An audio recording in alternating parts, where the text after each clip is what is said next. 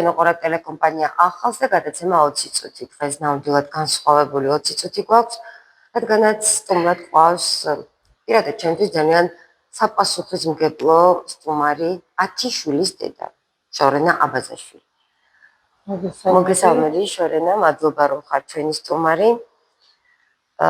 სანამ ძირითად საკითხზე გადავიდოდეთ იმისთვის, თუ რატომ ხარ შენ დღეს ჩვენთან, მინდა სულ ცოტა შენს ოჯახზე მოგვიყვე, ბავშვებზე მოგვიყვე, მე როგორც ვიცი, ძალიან წარმატებული ბავშვები გყავს.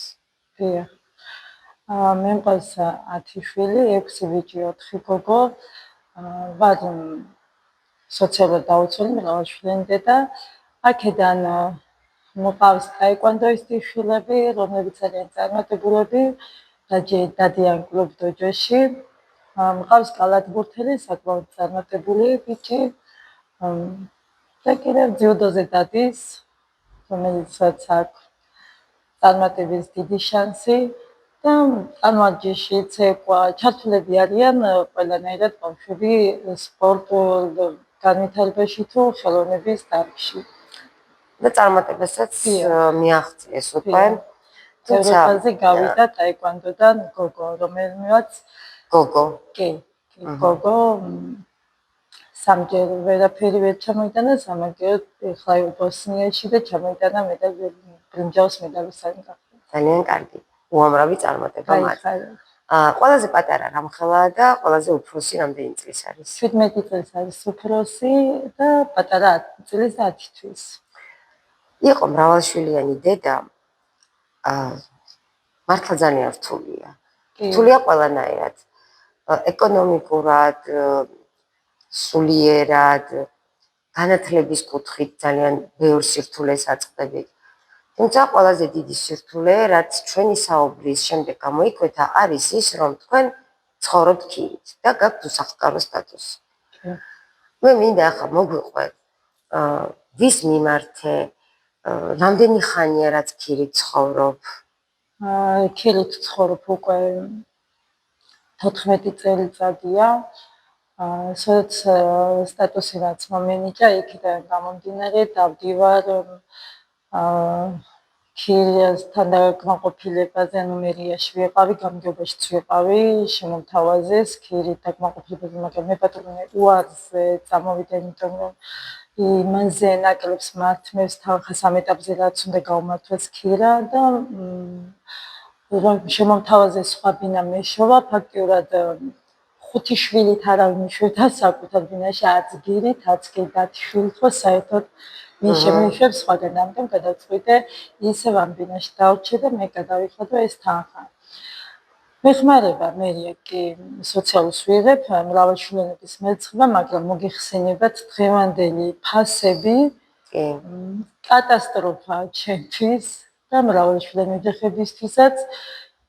გავდივართ და დღეში დაიჯერეთ არ ყოფნის 100 ლარის, თუნდაც ხილი, რომ ყველა შეხვდეს ცოტა ნორმალურად. ხო, რა თქმა უნდა, მრავალშვილიანი ოჯახისთვის ძალიან ძვირი ბიჭდება.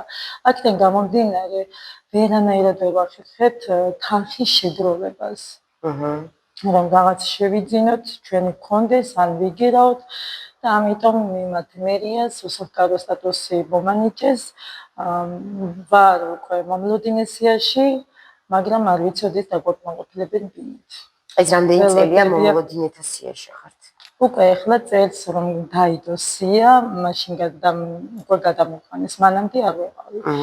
მანამდე 400 ოჯახი უნდა დაკმაყოფილდესო, რომ ვიყავი მისული და თქვენ როცა ხელახლა იქნება ისევ სიები, შედგება მე რა იქნებით თქვენო და ეხლა უკვე ვარ. ამჟამად თქვენ 10 შვილით ცხოვრობთ 60 კვადრატულ ფართში.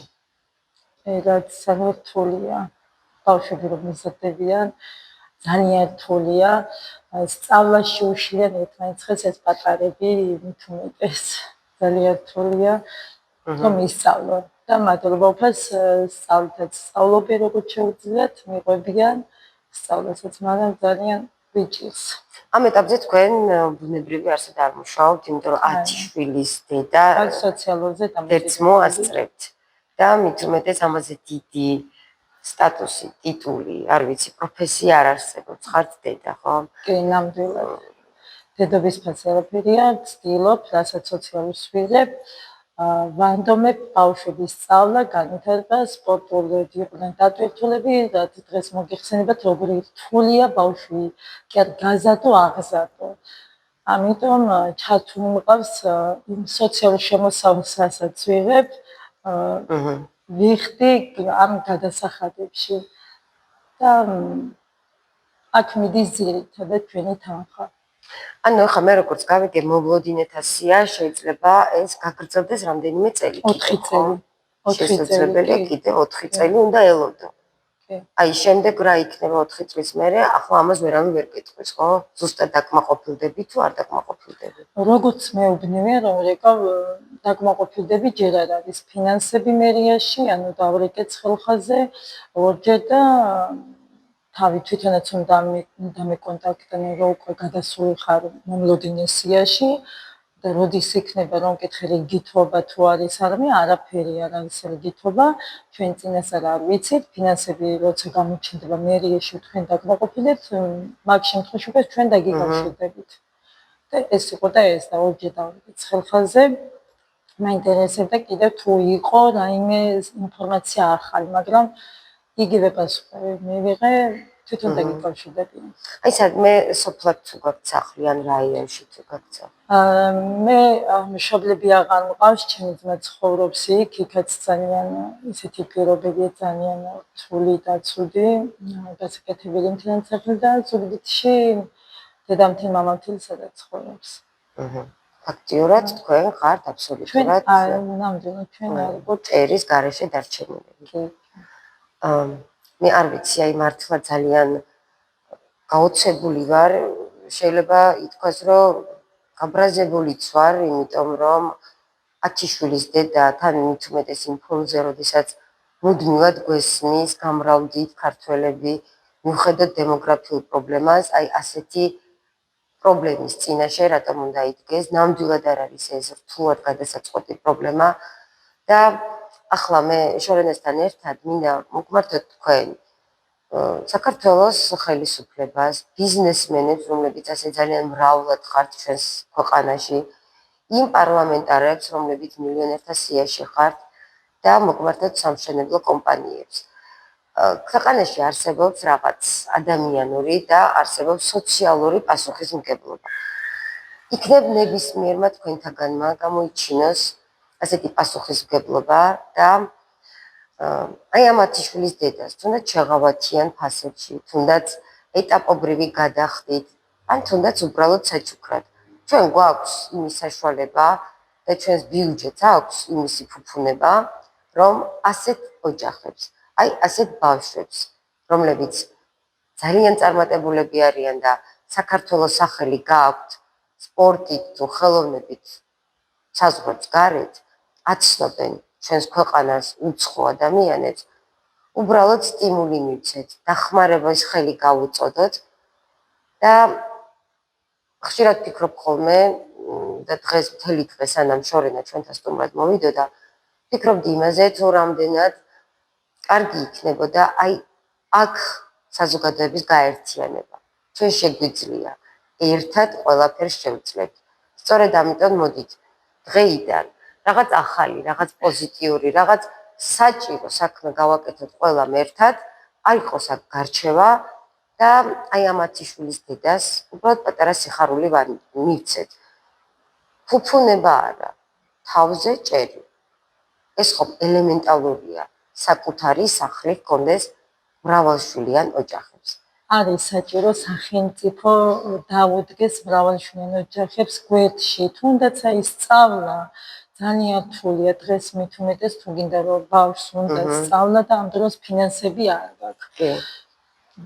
ბევრ ამას კი აკეთებს მერია იმ ხრივ რომ მოსწავლე ახალგაზრდობის სასახლეში შემიძლია და მაგრამ ფიზიკურად სადაც ცხოვრობ გზა იმხელა პატარებს ვერ დავტოვებ ვერ ვატარებ ბავშვებს და ამიტომ მირჩენია იქვე სადაც ვარ იქი არა მაგრამ მადლობა უფალს წარმატებლები არიან თავიანთ საქმე უყვართ მიყვებიან და არიან წინსვლა აქვთ.